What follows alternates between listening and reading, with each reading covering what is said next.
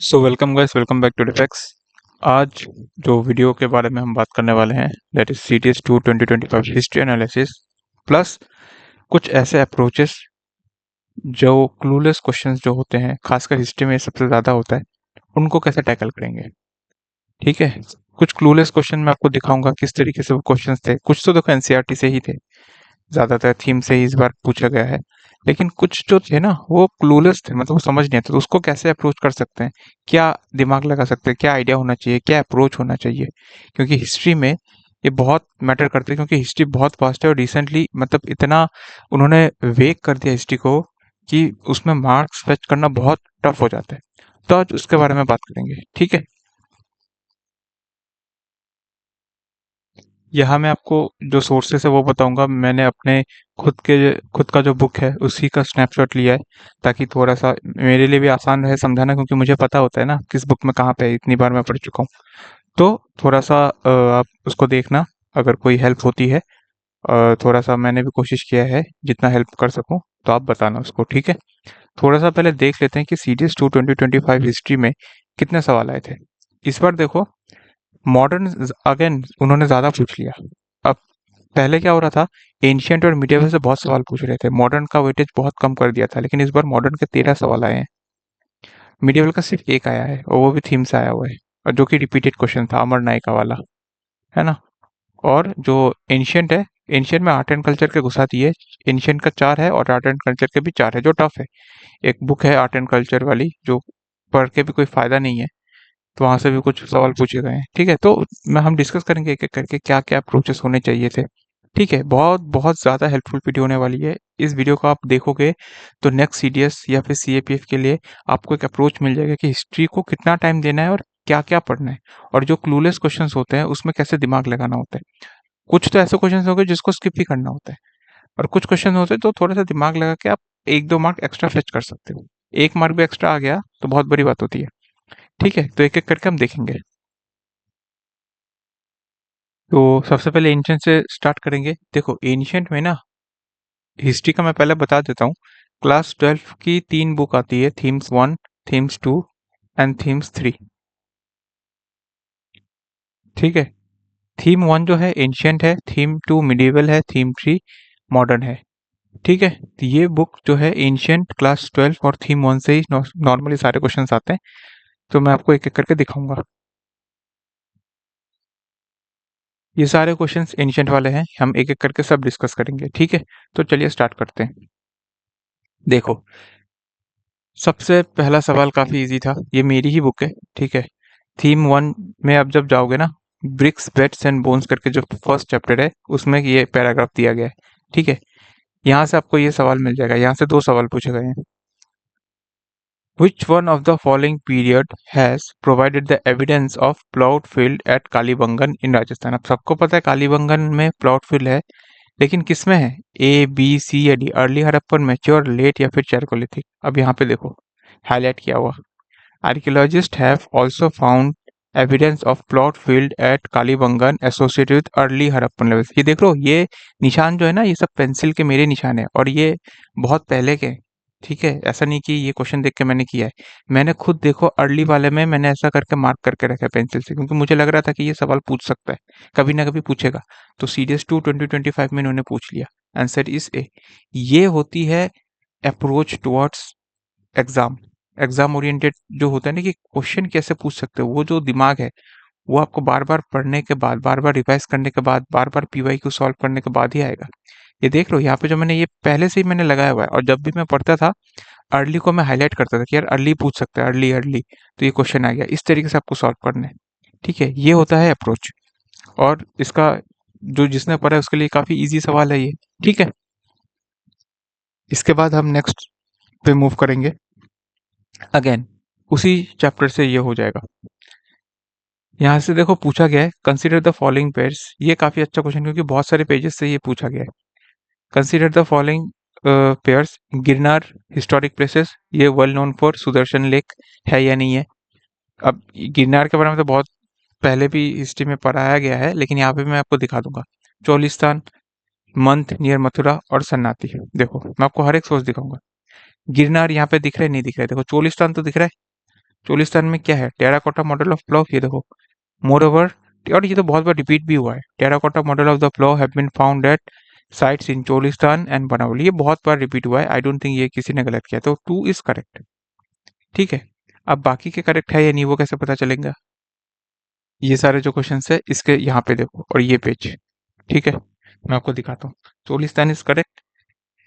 उसी के बाद ये थीम 1 चैप्टर 1 के बाद ही आप थीम 1 चैप्टर 2 में जब आप जाओगे ना, ठीक है, वहाँ पे आपको ये यहाँ पे एक लाइन मिलेगी, ये देखो डिवाइन किंग्स लिखा है ना, डिवाइन किंग्स, वहाँ पे एक लाइन मिलेगी यहाँ पे, colossal statues of Kushan rulers have been found installed in a shrine at Mat near Mathura. मिल गया आपको? ठीक है, और नेक्स्ट पेज में आप जब जाओगे थोड़े, यहाँ पे ये वाला जो स्टैचू है ना, ये भी आपको मिल जाएगा फोटो, हेडलेस है वो, देखो हेड नहीं है, सैंडस्टोन है, सैंडस्टोन कुशान किंग, ये तो ये वाला आपको मिल गया। मिल गया, तो ऑप्शन 3 इज ऑल्सो करेक्ट, है ना, ऑप्शन 3 इज ऑल्सो करेक्ट। देखो headless standing figure of Kanishka, तो ये भी करेक्ट हो गया। अब सन्नाटी के बारे में आते हैं। अब again Kings farmers and towns जो है उसी के मतलब नेक्स्ट पेज में है ये देखो, ये पहले से मार्क्ड है, इस वजह से थोड़ा गंदा है। यहाँ पे आप देख रहे हो, ये है डिस्ट्रीब्यूशन ऑफ अशोकन इंस्क्रिप्शंस, और यहाँ पे देखो सन्नाटी, देखो यहाँ पे लिखा हुआ है, और ये ट्रायंगल बना है। ट्रायंगल का मतलब देखो यहाँ पे क्या दिया हुआ है, मेजर रॉक एडिक्ट्स, है ना। तो ये मेजर रॉक एडिक्ट है सन्नाटी, जो कि किस साइड में है, ये देख रहे हो, ये साउथ सदर्न साइड में है ना, सदर्न साइड में। तो जो ऑप्शन था वो तो गलत हो गया, क्योंकि यहाँ पे क्या दिया, सन्नाटी क्या दिया, अशोकन पिलर एडिक्ट इन उड़ीसा दिया हुआ है ना, ये सन्नाटी उड़ीसा दिया हुआ है, उड़ीसा तो नहीं होगा, तो ये तो गलत हो गया। अब यहाँ पे जब आप देख रहे हो इस मैप में, यहाँ पे ये कहीं पे महाराष्ट्र या फिर कहीं पे इस साइड में दिया हुआ है, कर्नाटका साइड में, है ना। और यहाँ पे देखो, फिर अगले ही पेज में, ये सब एक ही चैप्टर की बात हो रही है, सारे एक ही चैप्टर्स में अलग अलग पेजेस में। सुदर्शन लेक के बारे में बात हो रही है, ब्यूटीफुल लेक इन गुजरात, ये देखो गिरनार, है ना, ये गिरनार दिया हुआ है। फिर ये रुद्र दमन वगैरह वगैरह किसने किया था, ये मैंने लिखा था खुद से, ठीक है। तो आप यहाँ पे जाओ, यहाँ पे देखो, so Girnar Sudarshan lake, so 1 is correct, 2 is correct, 3 is correct, 4 is wrong, so how many pair, only 3 pairs are correct। ये सारे थीम 1 चैप्टर 1 में ही दिया गया है, और ये वाला जो है, ये मथुरा वाला, ये थीम 1 चैप्टर 2 में है, ये सारे, ये वाला भी चैप्टर 2 में मिलेगा, ये पेजेस भी आपको चैप्टर 2 में मिल जाएंगे, ठीक है। किंग्स फार्मर्स एंड टाउन्स इस वाले चैप्टर में आपको मिल जाएंगे। तो ऐसे ये अलग अलग चैप्टर से ये पूछा गया था। ये सवाल भी आई वुड से थोड़ा सा टफ था, लेकिन अगर किसी ने मल्टीपल टाइम्स दिया है तो वो भी ये सॉल्व कर सकते हैं। देखो एनसीईआरटी आपको चार्ट नहीं पड़ेगी, सब कुछ आपको पता होना पड़ेगा, ठीक है। ये भी मैंने पहली बार देखा था, तो मैंने सॉल्व किया था विदाउट मतलब ऐसा ये सब देखने के बाद, क्योंकि मैंने पहले से पढ़ा हुआ था, तो मेरे दिमाग में ये चमक गया था कि यार यहीं पे कहीं पे है ना। इसी तरीके से आपको करना ही पड़ेगा, क्योंकि एंशियंट हिस्ट्री मतलब हिस्ट्री ऐसा सब्जेक्ट है कि कहीं से भी पूछ सकते हैं। तो जो आपके पास है लिमिटेड रिसोर्सेज, वहां से अगर एक भी सवाल आता है तो वो तो आपको करना ही है। नेक्स्ट सवाल देखो, अब ये सवाल कुछ है जो थोड़े से घुमावदार थे, लेकिन जैसा कि मैंने बोला क्लूलेस क्वेश्चन, अगर ये किसी को क्लूलेस लग रहा है ना, तो उसको मैं बताता हूँ ये कैसे सॉल्व होना होता है। एक तो आपको पता है कि एलोरा पे तो पता नहीं कितने सारे सवाल पूछे गए हैं, ये कौन से फेज से है ना, ये सबको पता होता है कि ये हिंदुइज्म, बुद्धिज्म, जैनिज्म तीनों में है। ये वैसे भी अगर कोई हिस्ट्री नॉर्मल भी पढ़ रहा है तो ये बता ही देते हैं टीचर्स। तो देखो फर्स्ट ऑप्शन क्या है, this art historical site is exclusively with Buddhism, वैसे भी आगे कि एक्सक्लूसिवली सिर्फ बुद्धिज्म से है, गलत है ना। तो ये देखो यहाँ पे लिखा है, ये जो फाइन आर्ट्स का चैप्टर है ना, ये फाइन आर्ट्स की एक बुक आती है क्लास 11 की, उस चैप्टर 4 में आप जब जाओगे, post modern trends in Indian art and architecture, वहाँ वहाँ पे आपको एलोरा के बारे में पता चलेगा। तो यहाँ पे देखो क्या लिखा है, एलोरा कहाँ पे है, औरंगाबाद डिस्ट्रिक्ट में है। It is located 100 kilometres from Ajanta and has 34 Buddhist, Brahmanical and Jain caves. यहाँ पे आपको मिल गया। हालांकि ये बुक में पढ़ने का मैं आपको सजेशन बिल्कुल नहीं दूंगा, क्योंकि बहुत मतलब रिटर्न इन्वेस्टमेंट ऑफ रेशियो जो बोलते हैं ना, आरओआई बहुत कम है, रिटर्न ऑन इन्वेस्टमेंट बहुत ज़्यादा कम है। तो ये नॉर्मल है, ये एलोरा वेलोरा ये प्लूसन वगैरह सब पढ़ लो, इससे ही हो जाएगा, क्योंकि ये सब बातें वहीं पे लिखी गई होती है। सेकंड क्वेश्चन पे आता है, कैलाशा टेम्पल, ये भी फेमस टेम्पल है, आपने सुना होगा कि एक पत्थर को काट के बनाया था पूरा टेम्पल, है ना। हालांकि इस बुक में भी है, इस पेज में भी है, मैं दिखा भी दूंगा, लेकिन इस पे बहुत बार सवाल आया हुआ है। तो ये आई वुड से इजी है, ये इजी बोलूंगा मैं। Kailasa temple Ellora has been built of a dress stone and clean fired with bricks. ऐसा थोड़ी है, वो तो एक पत्थर था ना, एक स्टोन था। तो ये वाला भी गलत हो गया। तो option is neither one neither two. मैं आपको बताता हूँ ये दूसरे पेज में कहाँ पे है। ये देखो, उसी में आप नीचे जाओगे वहां पे, यहाँ पे मिल जाएगा। केव नंबर 16 में एलोरा में is known as Kailash Leni, a rock cut temple has been carved out of a single rock fire with bricks. ये सब तो कुछ है ही नहीं, गलत हो गया, है ना। तो ये 60 का डी होने वाला है। उसके बाद 61, again this is tough question, this is very tough question. ये मैं दिखा तो दूंगा सोर्स, देखो 11 फाइन आर्ट से ही पूछा गया है, लेकिन ये टफ है, इतना डिटेल में किसी को याद नहीं रहता। ठीक है, कहाँ पे है ये गुंटापल्ले बुद्धिस्ट केव्स? ये आंध्र प्रदेश में। ये चैप्टर 4 में आप जब जाओगे क्लास 11 फाइन आर्ट्स तो वहाँ पे लिखा गया है, तो आंध्र प्रदेश।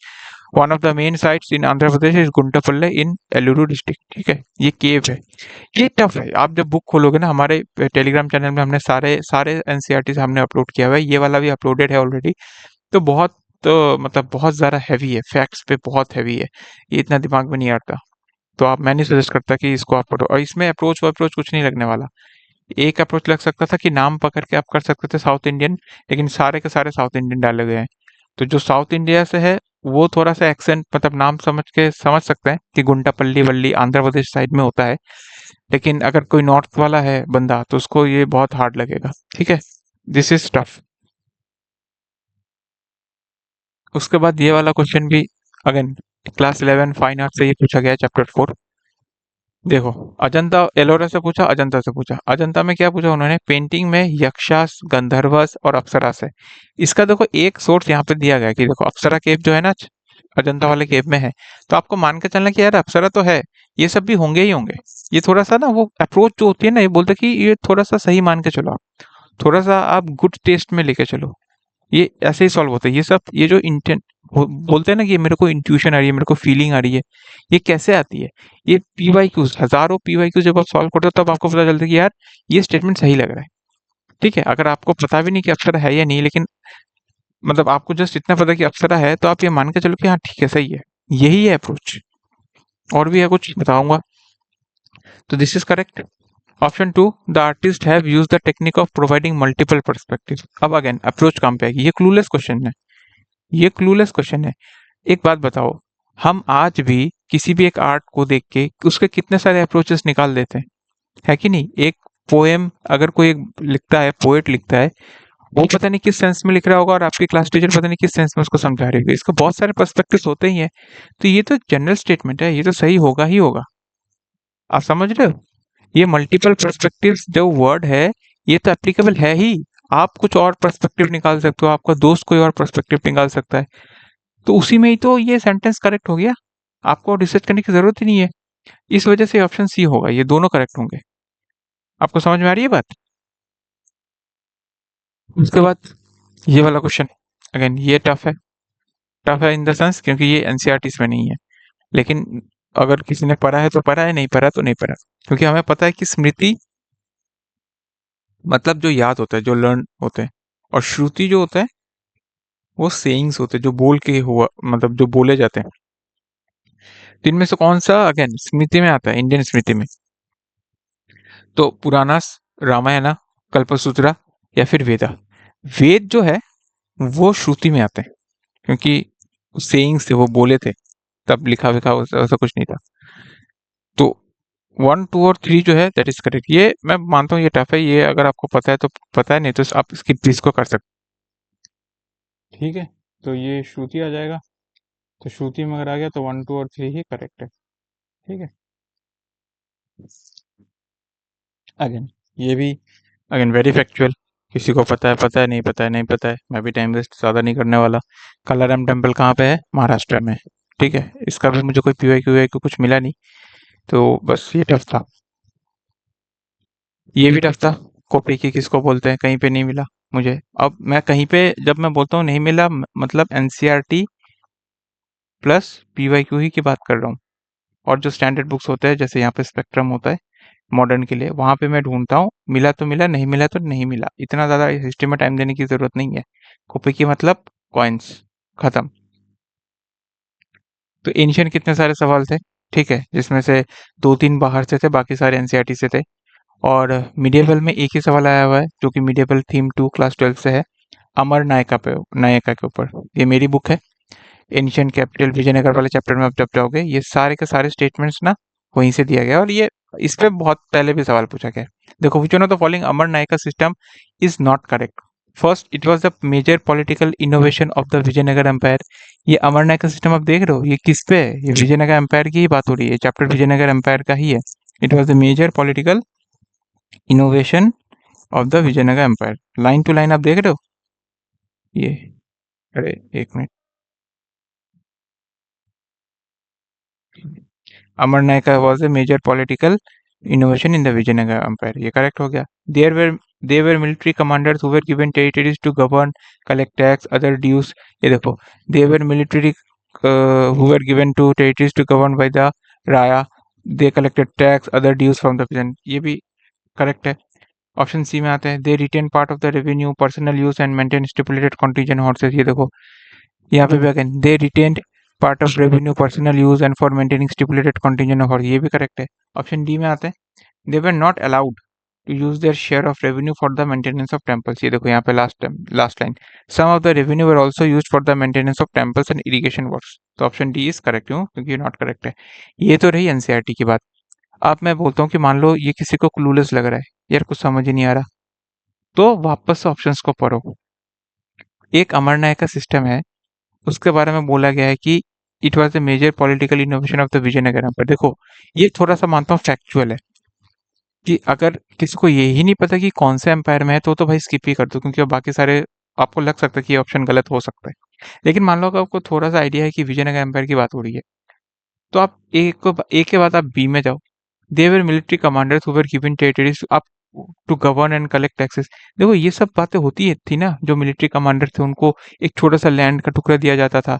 ये सब हिस्ट्री की बात कर रहे हैं। यहाँ पे आपने पता नहीं कितने टाइम आपने पढ़ा, मुगल में भी आपने पढ़ा हुआ है, इक्ता सिस्टम आपने पढ़ा हुआ है, खलीजा सिस्टम है ना, ये कितना आपने मनसबदारी सिस्टम पढ़ा होगा आपने। तो ये तो स्टेटमेंट सही होगा। ऑप्शन सी में आओ, दे रिटेन पार्ट। अब ये भी, अगर ये बी सही होगा तो सी वाला तो उसी के साथ रिलेटेड है। एक टुकड़ा अगर मिलता है तो कुछ पार्ट खुद को रखता है, फिर बाकी दूसरा राजा को दे देते हैं, उससे बड़े राजा को। ये तो होता ही है, तो ऑप्शन सी भी करेक्ट होना चाहिए। यहाँ पे देखो, they were not allowed to use their share of revenue for the maintenance of temples. Temple construction, temple maintenance के लिए अगर कोई रेवेन्यू थोड़ा सा बचा रहा है, क्या आपको लगता है कि वो उसको ये अलाउड नहीं होगा? हम हिस्ट्री की बात कर रहे हैं जहाँ पे टेम्पल वेम्पल ये सब काफी इंपॉर्टेंट होते थे। तो ये तो गलत होना चाहिए ना। ये थिंकिंग आपको डेवलप करनी होगी, यही अप्रोच है, ये कॉमन अंडरस्टैंडिंग वाली अप्रोच है। यार ये डी ऑप्शन सही लग ही नहीं रहा। मैं मानता हूँ अगर विजयनगर एम्पायर के बारे में आपको पता ही नहीं है तो आप थोड़ा सा डाउट में हो गए ए और डी में, क्योंकि यार ये फैक्चुअल है, ए वाला तो फैक्चुअल है। लेकिन थोड़ा सा अगर आपको नॉलेज है कि विजयनगर एम्पायर है, बाकी बी और सी और डी में अगर आप कंफ्यूज हो, तो सबसे क्लोजेस्ट डी ही है जो गलत हो सकता है। ये है अप्रोच, ठीक है। एक ही क्वेश्चन था, अब मॉडर्न पे आते हैं। इसमें 13 क्वेश्चन आए थे। कहाँ से आए थे? थीम 3 एंड स्पेक्ट्रम से। इतना ही पढ़ना होता है, उससे ज्यादा नहीं। और इजी थी इस बार हिस्ट्री थोड़ी सी इजी थी। देखो, थीम्स 3 में जो ये पहला चैप्टर जब आप जाओगे पार्ट 3 में, वहाँ पे आपको परमानेंट सेटलमेंट के बारे में बात किया जाएगा। Consider the following statement about Bengal countryside at the time of permanent settlement. First statement, the zamindar troops were disbanded. यहाँ पे देखो आपको लिखा होगा the zamindar troops were disbanded, ठीक है। ये जो येलो कलर का हाईलाइट है ना, ये मैंने जब फोटो खींची उसके बाद किया गया है, ताकि मुझे एक बार में मिल जाए, वरना ढूंढना पड़ता है। और ये जो अंडरलाइंड है, ये सब, ये जो अलग अलग कलर के हाईलाइटेड है, ये पहले से किया गया था। मैं आपको वो क्लियर करता हूँ। जैसे ऑरेंज वाला हाईलाइटेड है ना, ये पहले से किया गया है। येलो वाला मैंने बाद में ऐसा कंप्यूटर में हाईलाइट किया है, मैं ताकि आपको पता चले कि ऐसा नहीं कि मैं सारा सारा ही हाईलाइट कर देता हूँ, ठीक है। So option 1 is correct. Option 2, within the villages, the power of the Jotedars was more effective than the zamindars। ये भी करेक्ट है, क्योंकि उसी के बगल वाले पेज में ना ये लिखा है the rise of Jotedars। Many zamindars were facing crisis। A group of rich peasants were concentrating their positions, ठीक है, in the villages। तो ये जब आप पढ़ोगे, by the early 19th century, Jotedars had acquired vast areas of land, they controlled trade, ये सब, ठीक है। तो ये सब से क्या पता चलता है? विद इन द विलेज, ये देखो यहाँ पे लिखा है ना, within the villages the power of jotedars was more. ठीक है, तो ऑप्शन जो 2 है वो भी करेक्ट हो गया। अब ऑप्शन 3 पे आते हैं। The east India company made a rule that the property of women could not be taken over. ये कहाँ लिखा है? ये भी लिखा होगा कहीं पे, है ना? कहीं पे मतलब क्या यहाँ पे लिखा गया। देखो उसी के बगल वाले पेज में देखो, since the company had decreed that the property of women would not be taken over। ये क्या होता था, ये जो राजा बड़वान था, इसने जो सारा प्रॉपर्टी है ना वो अपने मम्मी के नाम पे कर दी थी।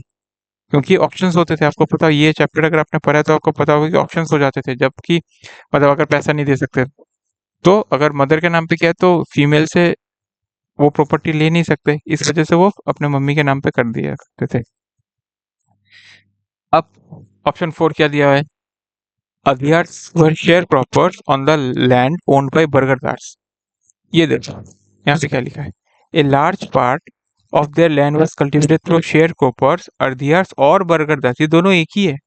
जो शेयर क्रॉपर है उसी को बोलते हैं अधियार, उसी को बोलते हैं बर्गरदार। तो ये तो गलत हो गया, है ना? ऑप्शन 4 इस गलत, क्योंकि ओन्ड बाय बर्गरदार थोड़ी, अधियार और बर्गरदार तो एक ही है, दोनों ही शेयर क्रॉपर है। तो 4 गलत हो गया, यहाँ पे भी गलत हो गया। तो 1 2 एंड 3 इज करेक्ट, क्योंकि ऑप्शन 1 ऑप्शन 2 ऑप्शन 3 सारे एनसीईआरटी से सारे करेक्ट है। तो ये होता है एनसीईआरटी का खेल, ठीक है। अब ये वाला क्वेश्चन भी बहुत इजी था। Revolt of 1857, Shahmal mobilise the people of Baraut, ये सब भी पूरा का पूरा जो लाइन है ये देखो यहाँ से एनसीईआरटी से, ठीक है, मॉडर्न थीम 3 से, उसी चैप्टर में आपको मिल जाएगा। 1857 वाले में, आई थिंक दूसरे चैप्टर में, चैप्टर का नाम लिखना मैं भूल गया। ये मेरी बुक है, यहाँ पे आप पढ़ोगे ना तो शामल जाट कल्टीवेटर से है, इसने एक हॉल ऑफ जस्टिस क्रिएट किया था, ठीक है। ये सब आपको पढ़ना है। Option 1 is correct. मैं ज़्यादा टाइम वेस्ट नहीं कर रहा क्योंकि टाइम आपका भी कीमती है।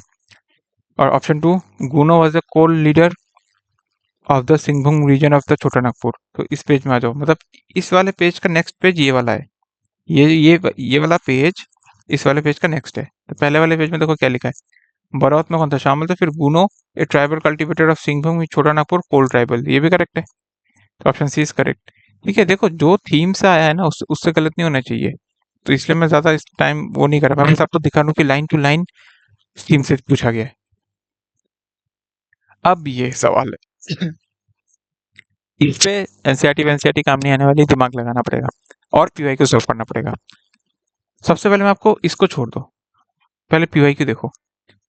सीडीएस 1 2017 में पूछा गया था, who among the following is the author of the book A comparison between women and main. ठीक है, पंडित रमाबाई, सरोजिनी, ताराबाई शिंदे या फिर रमेश्वरी, है ना? तो इसमें इसका अगर आपने सॉल्व किया होगा तो आपको पता होगा कि जो ऑप्शन सी है दैट इज करेक्ट। ये comparison between women and main वो लिखा है ताराबाई शिंदे।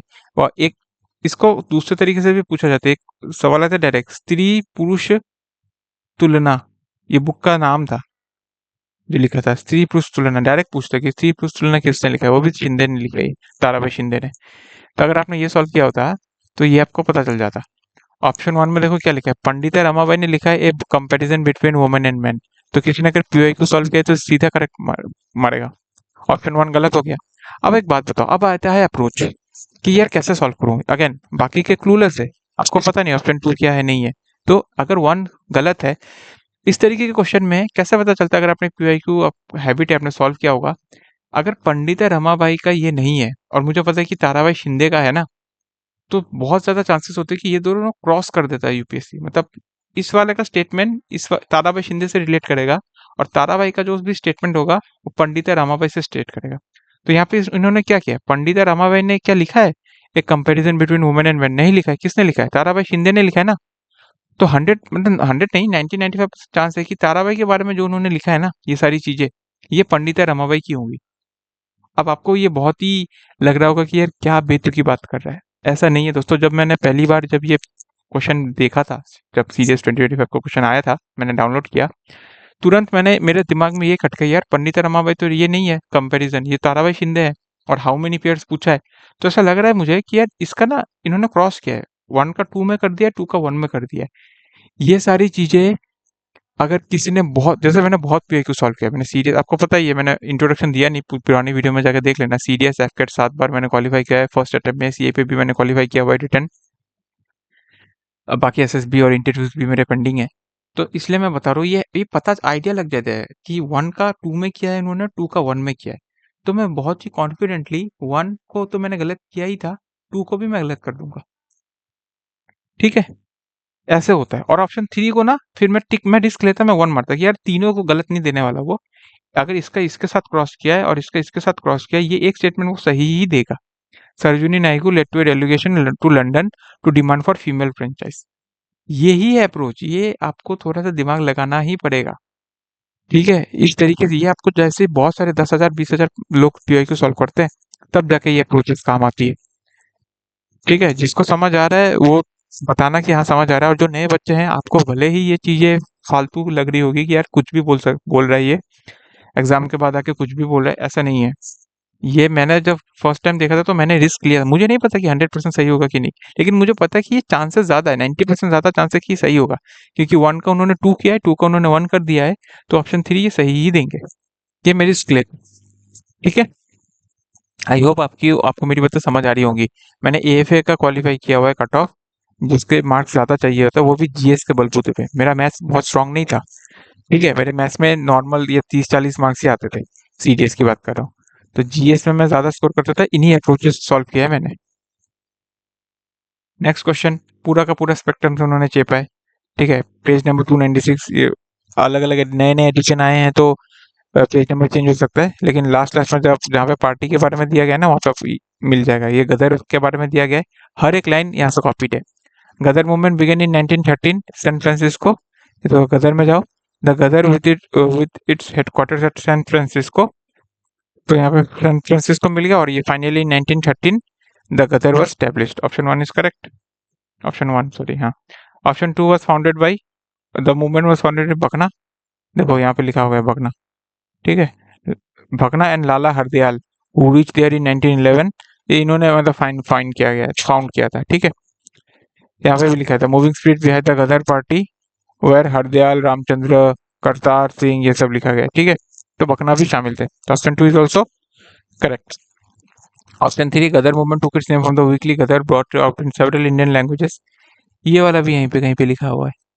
ठीक है, these revolutionaries, हाँ देखो, activities the earlier activities held Swadesh Sevak Vancouver organise seaboard. और यहाँ पे देखो, where Lala Hardayal the Ghadars intend to bring out their plans were encourage by the Komagata Maru accident. ठीक है, और अगर आप फर्स्ट लाइन में आप जाओगे तो फर्स्ट लाइन में ही लिखा गया है, the Ghadar was a revolutionary group organised around the weekly newspaper. First line में लिखा गया था। Option 3 is also correct, option D is correct. ये स्पेक्ट्रम से था। ठीक है, ये मतलब, लेकिन हाँ ये भी है कि इतने डिटेल में कोई नहीं पढ़ता, ये भी बात आई आई वुड एग्री।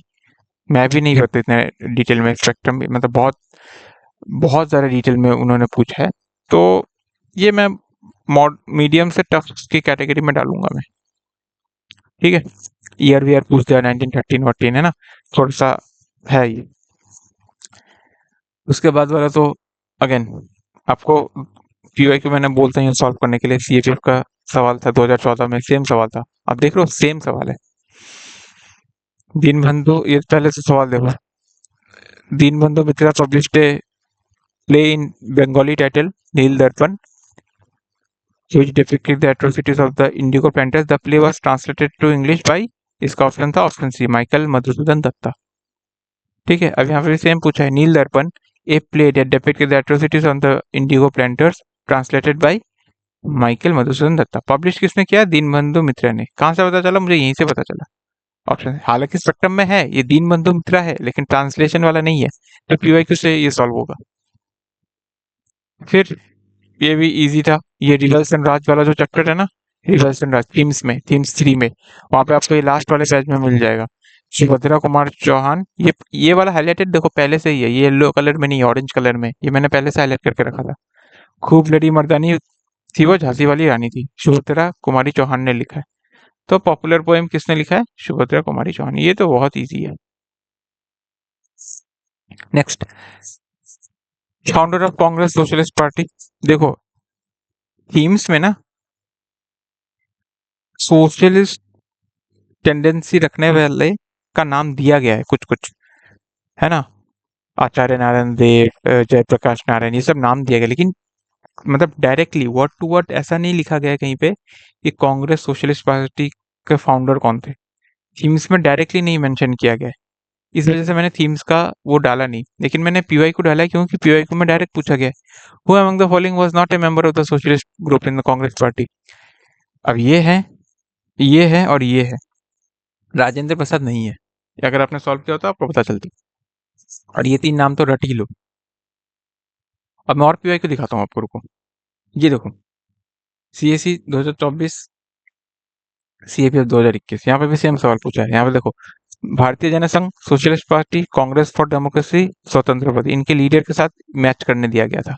यहाँ पे भी देखो आचार्य नारायण देश का नाम है। ये अगर आपने सॉल्व किया होता आपको पता चलता। चलो मान लो आप बोलो सर मैं सिविल सर्विस का क्यों सॉल्व करूँ, आप सीएपीएफ का तो करोगे। सीएपीएफ में देखो पूरा सवाल पूछा गया 2021 में, ज्यादा दूर भी नहीं, 2021, 4 साल पुराना ही है। The growth of socialist tendency in the national movement led to the foundation of the Congress social party 1934 under the leadership of Acharya Narayan Dev and Jayaprakash Narayan. मिल गया, ऑप्शन 1 सही था। ऑप्शन 2 में देखो 1936 Jawaharlal Nehru urged the Congress to accept socialism as its goal and bring itself closer to the present, ये भी सही है। ठीक है, यहीं से आपको पता चल गया था कि ऑप्शन 1 क्वेश्चन नंबर 20 का सवाल आंसर क्या होगा, is the founder of Congress socialist party कौन है, आचार्य नारायण देव। ऐसे ये होता है बेनिफिट पीवाईक्यू का, जो कि मैंने स्टूडेंट्स को भी बहुत करवाया है और मैंने भी खुद किया है, तो इसलिए मैंने करवाता हूँ, और ये इजी था। अब अगेन ये स्पेक्ट्रम में जो एक प्री कांग्रेस जो है ना चैप्टर, प्री कांग्रेस एसोसिएशंस ऐसा एक चैप्टर है, उसका समरी में भी ये पूरा क्रोनोलॉजी दिया गया है। पूरा चैप्टर में तो लिखा ही है अलग अलग से, लेकिन समरी में इजी है कि टेबल वाइज दिया गया है। ठीक है, तो वहां से आपको ये ऑर्डर में करना था, क्रोनोलॉजिकली ऑर्डर से करना था। तो सबसे पहले देखो यहाँ पे कौन है, पूना इंडियन एसोसिएशन मद्रास। पूना तो देखो लास्ट, मद्रास तो देखो लास्ट में, ये तो लास्ट में आएगा। अगर किसी ने ये देखा है तो अब इसका वो जियोग्राफिक मेमोरी काम में आती है। मद्रास तो लास्ट में होगा, मतलब 3 लास्ट में होगा। कहाँ है 3, ये देखो ऑप्शन सी करेक्ट हो गया। बाकी आप मिला लो। पूना सार्वजनिक सभा, ये देखो 1870 में पूना सार्वजनिक सभा।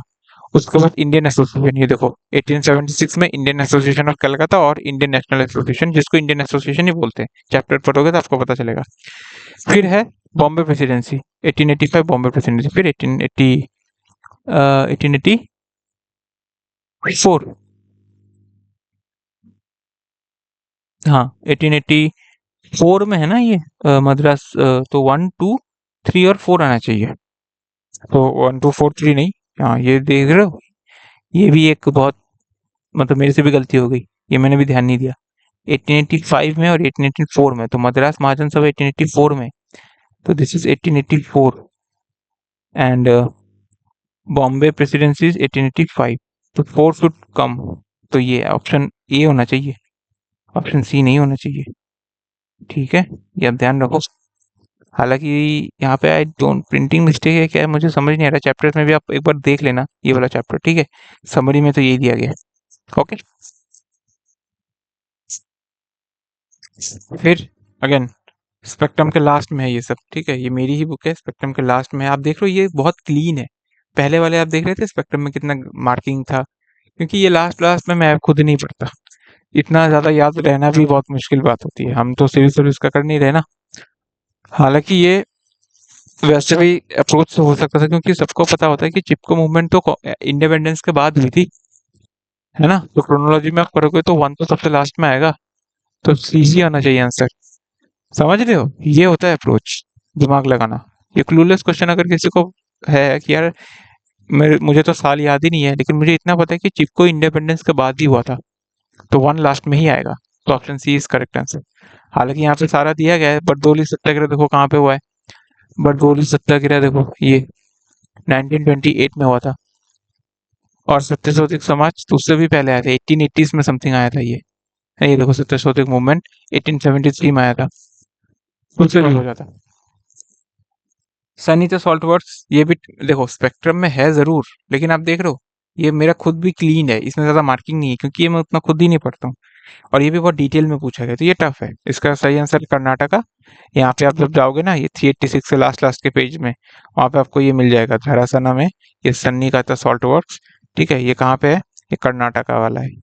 वो था ना, वो सीडीएम जब हुआ था, तब अलग अलग जगह पे सॉल्ट मार्च पे ये हुआ था 1930 में। अलग अलग जगह पे डांडी मार्च तो महात्मा गांधी कर रहे थे, लेकिन इंडिया के अलग अलग पार्ट्स में लोकल लीडर्स कर रहे थे, तो वहीं से उठाया इन्होंने एक। ये वाला भी अगेन अपेंडिसेस में, ये सारा स्पेक्ट्रम ही है। अपेंडिसेस में आपको मिल जाएगा ये माटंगी हजरा और लक्ष्मण नायक, ये किस लिए मरे थे, तो आपको ये मिल जाएगा सेक्रीफाइस लॉस इन कौन सा, देखो साल देखो 1942 है ना, 1942, 1942 में क्या हुआ था? Quit India movement. ये टफ है, ये मैं मान रहा हूँ। कोई अगर आपको अगर लग रहा है कि स्पेक्ट्रम है, इजी है, नहीं स्पेक्ट्रम से है, लेकिन काफी डिटेल में, इतना याद भी नहीं होता। आई एग्री, लेकिन अब ये याद करना, नेक्स्ट सीरियस ईयर में कहीं पे पूछ सकते हो इसी से रिलेटेड। अगेन वापस से स्पेक्ट्रम से ही कुछ दिया गया है, और इसमें भी मैं थोड़ा सा अप्रोच बताऊंगा कैसे हो सकता था। देखो सबसे पहले तो मैं बताता हूँ कि मुझे नहीं पता। देखो ये भी देख लो, क्लीन है, मुझे भी नहीं पता, मैं कैसे करूंगा? देखो मुझे इतना पता है, ये जो बॉम्बे क्रॉनिकल है ना, ये कहीं पे मैंने देखा हुआ है, कहीं पे मैंने पीआईक्यू या पता नहीं कहीं पे मैंने देखा हुआ है। ये जो बॉम्बे क्रॉनिकल है, ये तो मेहता ही करेगा, मतलब फिरोज शाह मेहता, नाम से पता चल रहा है। बंगाली है ये घोष कर नहीं सकता। ठीक है, याग्निक में भी, लेकिन मुझे पता है कि फिरोज शाह मेहता का नाम मैंने बहुत बार सुना है बॉम्बे क्रॉनिकल से रिलेटेड। ठीक है, अब आते हैं नेक्स्ट वाले में। अब मुझे मान लो ए के बारे में नहीं पता, बी नहीं पता, डी नहीं पता, मुझे पता है कि यार सी का 2 होना चाहिए, तो मैं ऑप्शन ए और ऑप्शन सी में कंफ्यूज हो जाऊंगा। यहाँ पे भी 2 है, यहाँ पे भी 2 है। अब मैं आऊंगा कुदी अरसू। अप्रोच क्या होगी मेरी? क्लूलेस क्वेश्चन है, अप्रोच क्या होगी? साउथ इंडियन नाम लग रहा है, ये साउथ इंडियन नाम है, एक ही है साउथ इंडियन वाला, नायकर। मैं रिस्क लूंगा, I would take the risk. A को मैं 4 मार्क करूंगा, यहाँ पे 4 है, option is the correct answer. खत्म, खत्म। ठीक है, ऐसे ही होता है। हालांकि यहाँ पे दिया भी है कुदी अरसू तमिल नायकर और बॉम्बे क्रॉनिकल फिरोज शाह मेहता। ठीक है, ऐसे ही होता है सवाल, option is the correct answer. अब ये तो मैं मतलब बहुत ही ईज़ी है, ये स्पेक्ट्रम में अलग-अलग टाइम पे अलग-अलग डेट्स दिया गया है, आपको याद करना है। और किसी को अगर ईयर याद भी नहीं है, इसलिए मैं ना स्टोरी पे ज़्यादा फोकस करता हूँ। अगर आपको स्टोरी पता है, तो आप ये सॉल्व कर सकते थे। आपको मुस्लिम लीग का रेज़ोल्यूशन पता है यार, बहुत लेट-लेट चल रहा था, है ना? ये सेकंड राउंड टेबल कॉन्फ्रेंस ये सब 1930, 31, 32 इसके आसपास हुए थे। सबसे पहले क्या हुआ? सबसे पहले तो महात्मा गांधी ने दांडी मार्च चालू कर दिया था अपना, तो ऑप्शन 3 ही होगा। खत्म, ऑप्शन बी और सी में होने वाला है। लास्ट में मुस्लिम लीग का रेजोल्यूशन था, तो ये वन तो दिया गया है। अब डांडी मार्च के बाद ही तो इरविन पैक्ट हुआ था, उसी के बाद कॉन्फ्रेंस हुआ था। सो 3241, 3241। ठीक है, ये इजी सवाल है, ये इसलिए मैंने बहुत ज़्यादा स्नैपशॉट डाले नहीं है। ये आई होप आपने किया होगा। स्टोरी भी अगर आपको याद रहेगी, तो भी आप कर सकते हो। इरविन पैक्ट में फिर उसके बाद उन्होंने बोला था कि टेबल कॉन्फ्रेंस में आइए, अटेंड कीजिए, है ना? सो 3241। ये टफ है, ये पता नहीं ये कहाँ से उन्होंने पूछा है, ना ही मैंने ढूंढा है। Which of the following book portrays mother goddess, mother as she was, mother as she was, ये ठीक है। ये आई थिंक आनंद मठ में ही दिया गया है, ये मुझे जहाँ तक मिला, मुझे सोर्स ढूंढ ढूंढ के। तो इसका ऑप्शन ऑप्शन सी है इसका करेक्ट आंसर। बस यहीं तक का था दोस्तों, आई होप आपको वीडियो अच्छी लगी होगी। अप्रोचेस ऐसे ही होता है हिस्ट्री में, तो खासकर बहुत ही कम से रिसोर्सेस रखो, थीम्स पढ़ो, और ज़्यादा से ज़्यादा अगर पढ़ना है तो स्पेक्ट्रम पढ़ लो, उससे ज़्यादा कुछ मत पढ़ो। सबसे पहले तो थीम्स पढ़ो, और एनसीईआरटी पढ़ो, 9 सॉरी 6, 7, 8, ये सारे एनसीईआरटीज़ पढ़ो। 9 की भी पढ़ सकते हो, क्योंकि 10 और 11 ज़रूरत नहीं है। सॉरी 9 और 11 ज़रूरत नहीं है, 10 वाला पढ़ो, क्योंकि 9 और 11 की क्लास में वर्ल्ड हिस्ट्री दिया गया, जो ज़रूरत नहीं है हमको। यहीं तक का था वीडियो, कैसा लगा आपको? और नेक्स्ट वीडियो अगर आप कुछ चाहते हो तो बता देना। ठीक है, हमारा चैनल आप ज्वाइन कर सकते हो, सारे एनसीईआरटी, सारे पीवाईक्यूज, सब कुछ अपलोडेड है, सारे आंसर की सब कुछ अपलोडेड है। ठीक है, और हमारा एक प्रोग्राम हम एक प्लान कर रहे हैं एनडीए स्टूडेंट्स के लिए, एनडीए ब्रह्मास्त्र। उसमें फ्री इनिशिएटिव होगा, बहुत सारे पीवाईक्यूज हम अपलोड कर देंगे विद ऑफिशियल आंसर की। ठीक है, एक ही ग्रुप होगा, उसमें आप जाओ, बस बार बार रिवाइज करते रहो। कुछ डाउट है तो आप मैसेज कर देना हमको। सो जय हिंद एंड गुड बाय।